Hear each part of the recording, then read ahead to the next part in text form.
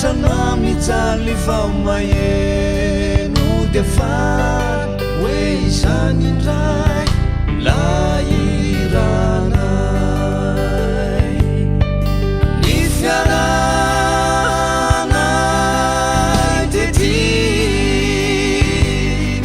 tsy voafetra ny taona ny fanesy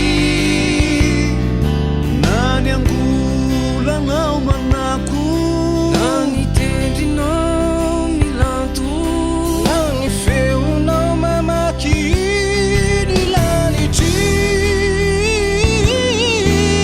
dia langizay ifanady ny fiaranay tety tsy voafetra ny taona ny fanesy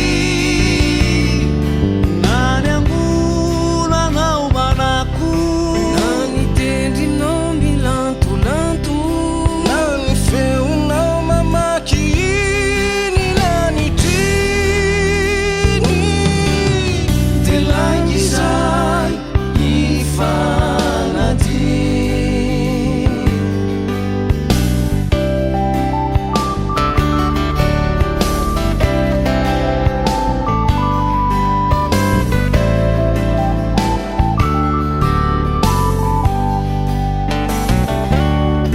tsy mba nisy zay aisy azy fa iray vatsy iray aina fa de mpiralay toko na de tsy ray tampo